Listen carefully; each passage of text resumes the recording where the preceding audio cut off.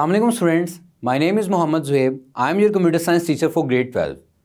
Students, जैसा कि आप जानते हैं कि हम चैप्टर नंबर 4 में नॉर्मलाइजेशन का टॉपिक पढ़ रहे हैं और नॉर्मलाइजेशन की दो फॉर्म्स 1NF और 2NF को ऑलरेडी डिस्कस कर चुके हैं।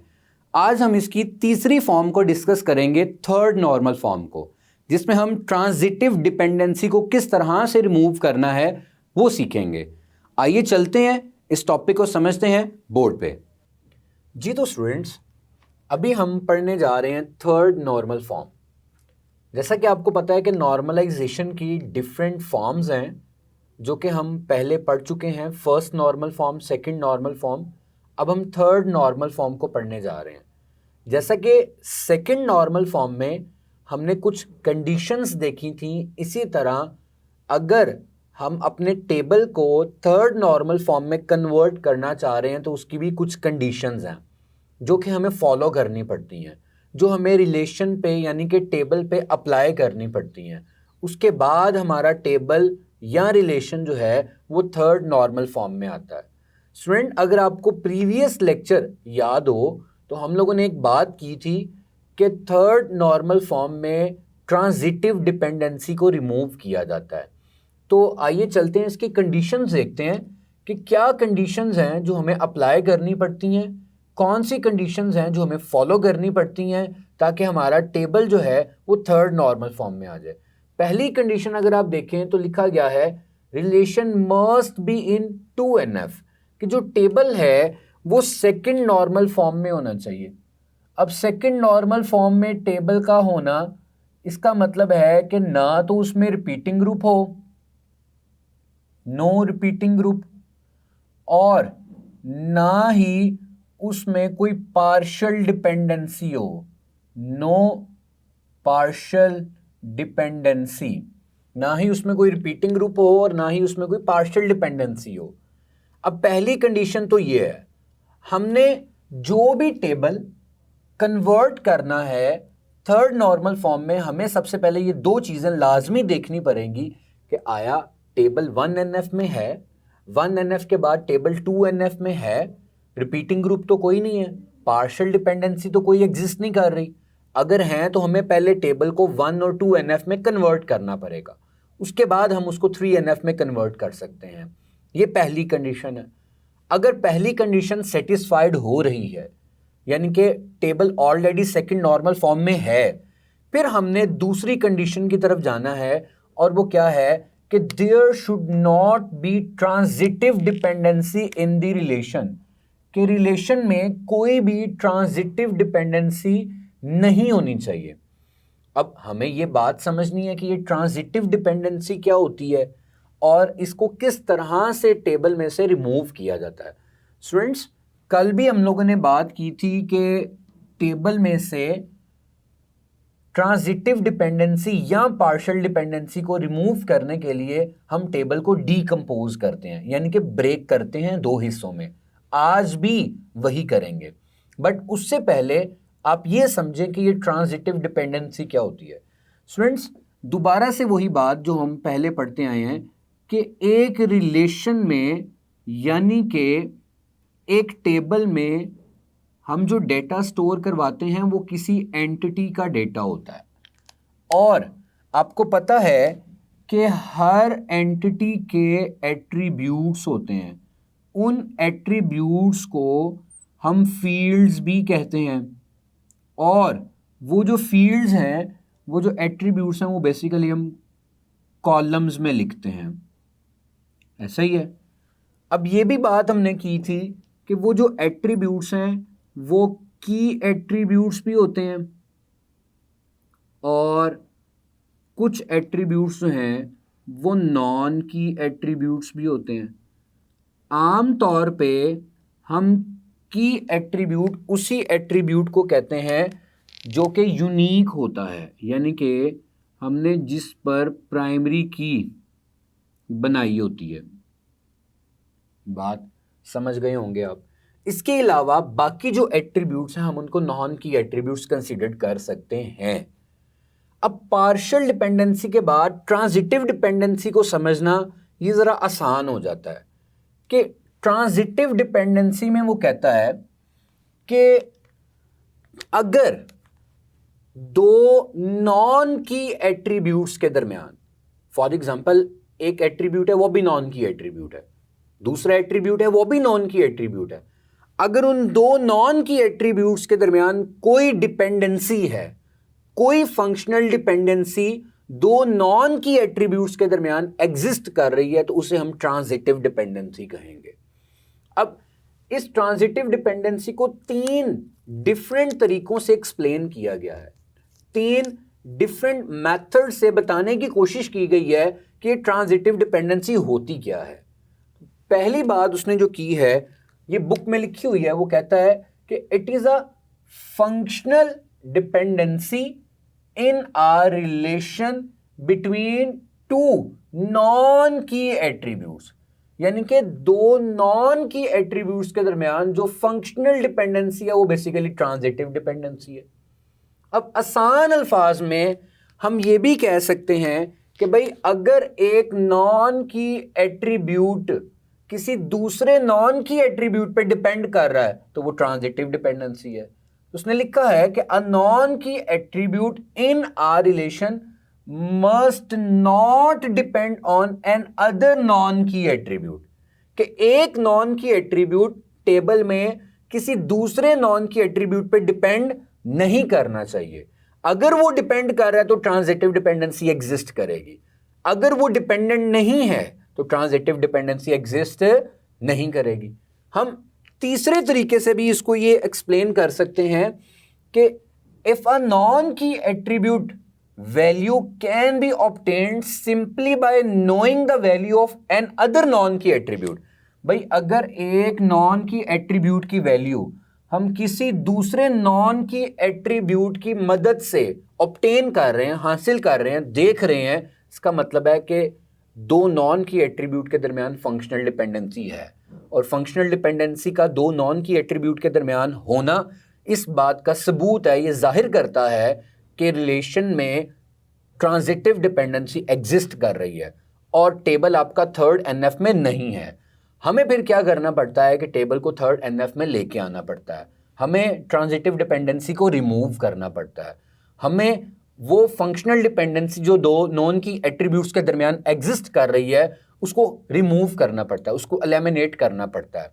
तो इस टॉपिक को मज़ीद अच्छे तरीके से समझने के लिए एक एग्जाम्पल देखते हैं, और फिर उस एग्जाम्पल की मदद से आपको पता चलेगा कि टेबल में कौन से नॉन के एट्रीब्यूट के दरमियान क्या डिपेंडेंसी है, किस तरह से उसको रिमूव किया जाता है। स्टूडेंट, ये एक टेबल है सेल्स का। सेल्स एक एंटिटी है, और आपको पता है कि हर एंटिटी के जो एट्रीब्यूट्स हैं वो कॉलम्स में लिखे जाते हैं। ये कुछ एट्रीब्यूट्स जो हैं ये लिखे गए हैं सेल्स टेबल के हवाले से, जिसमें कस्टमर नंबर है, नेम है, सेल्समैन है, और सेल्समैन का रीजन है। अब कुछ एट्रीब्यूट्स यहाँ पे हमने फिलअप करके तीन रिकॉर्ड्स जो हैं वो एंटर किए हैं। पहला रिकॉर्ड है कस्टमर नंबर 8023, इसका नाम AAA है, सेल्समैन अहमद है, और उसका रीजन जो है वो ईस्ट है। इसी तरह ये तीन रिकॉर्ड्स जो हैं ये हमने इस टेबल में एंटर किए हैं। स्टूडेंट, इस टेबल में जो प्राइमरी की है वो ये कस्टमर नंबर है। अब हमने ये बात की थी कि पार्शियल डिपेंडेंसी तब एग्जिस्ट करती है जब तमाम नॉन की एट्रीब्यूट्स की एट्रीब्यूट पे फुली फंक्शनली डिपेंडेंट नहीं होते। तो अगर आप इस टेबल में देखें तो नेम, सेल्समैन और रीजन, अब नेम और सेल्समैन तो कस्टमर नंबर पे फुली फंक्शनली डिपेंडेंट हैं, इसका मतलब पार्शियल डिपेंडेंसी नहीं है। अब अगर मैं रीजन की बात करूं तो रीजन चूंकि सेल्समैन का है तो रीजन टोटली डिपेंड कर रहा है इस सेल्समैन के एट्रीब्यूट पे, और चूंकि रीजन सेल्समैन के एट्रीब्यूट पे डिपेंड कर रहा है और सेल्समैन फुली फंक्शनली डिपेंडेंट है कस्टमर नंबर पे यानी कि प्राइमरी की पर, तो यहां पार्शियल डिपेंडेंसी नहीं है। मगर यहां अगर आप देखें तो इन दो एट्रीब्यूट्स के दरमियान एक ये नॉन की एट्रीब्यूट है और दूसरा ये नॉन की एट्रीब्यूट है। इन दो नॉन की एट्रीब्यूट्स के दरमियान फंक्शनल डिपेंडेंसी एग्जिस्ट कर रही है। भाई रीजन तो सेल्समैन का है, इसका मतलब है कि सेल्समैन जो नॉन की एट्रीब्यूट है इसकी मदद से हम रीजन सेल्समैन का देख सकते हैं। मतलब एक नॉन की एट्रीब्यूट की मदद से हम दूसरे नॉन की एट्रीब्यूट की वैल्यू फाइंड कर सकते हैं, ऑब्टेन कर सकते हैं, जबकि ऐसा नहीं होना चाहिए। अगर ऐसा होता है तो टेबल जो है वो थर्ड एनएफ में नहीं है, टेबल में ट्रांजिटिव डिपेंडेंसी एग्जिस्ट कर रही है। हमें क्या करना है कि हमें अब इस टेबल को थर्ड एनएफ में कन्वर्ट करना है, क्योंकि इस टेबल में क्या एग्जिस्ट कर रहा है जी, ट्रांजिटिव डिपेंडेंसी। ट्रांजिटिव डिपेंडेंसी को हमने क्या करना है, रिमूव करना है।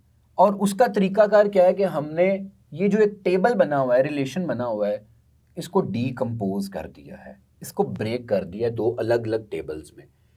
एक टेबल सेल्स का ही रहने दिया है और दूसरा टेबल सेल्समैन का जो है वो बना दिया है। सेल्समैन का अलग टेबल बना दिया, यानी कि ये जो सेल्समैन है जिस पर ये रीजन वाला एट्रीब्यूट डिपेंड कर रहा था, यानी कि दो नॉन के एट्रीब्यूट के दरमियान डिपेंडेंसी थी, हमने उस सेल्समैन का टेबल ही अलग बना दिया, यानी कि उसका रिलेशन ही अलग बना दिया ताकि ट्रांजिटिव डिपेंडेंसी जो है वो ख़त्म हो सके।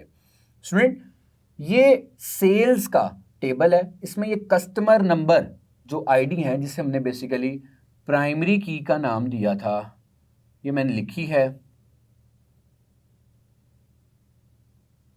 अब इसमें नाम जो है मैं लिखने लगा हूं, नेम वही AAA, BBB और CCC, और जो सेल्समैन है वो भी लिख लेते हैं, अहमद,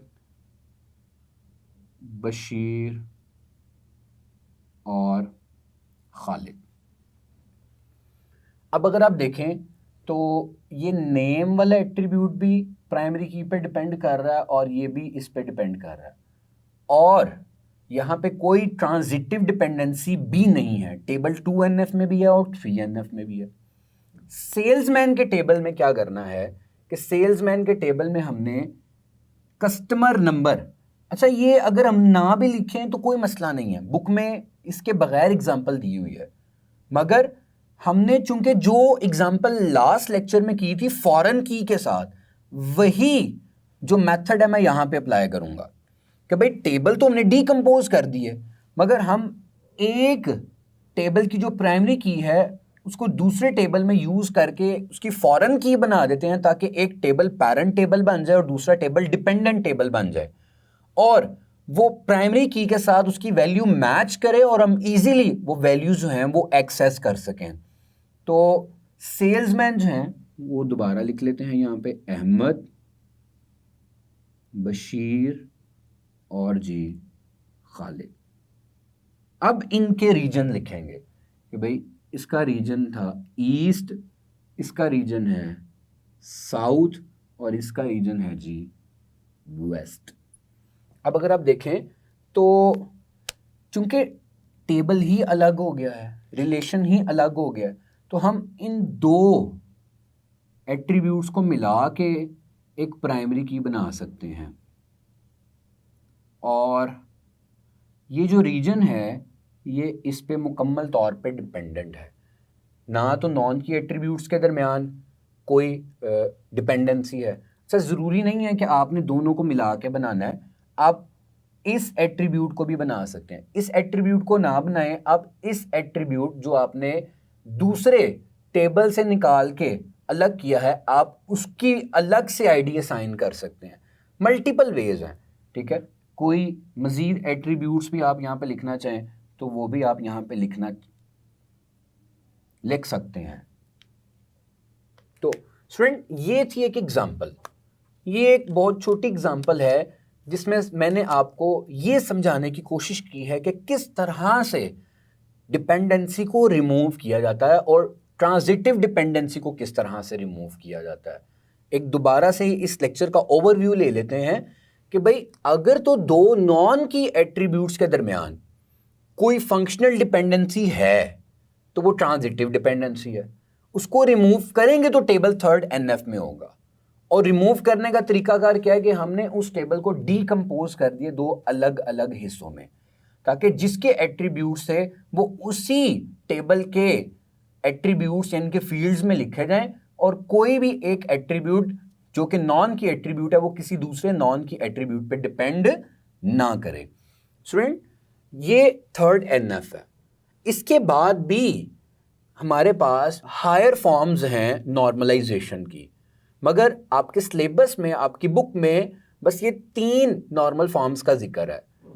वो जो हायर नॉर्मल फॉर्म्स हैं वो यूज होती हैं डिफरेंट टाइप ऑफ अनोमलीज को खत्म करने के लिए। अनोमलीज आसान अल्फाज में आप एरर कह लें।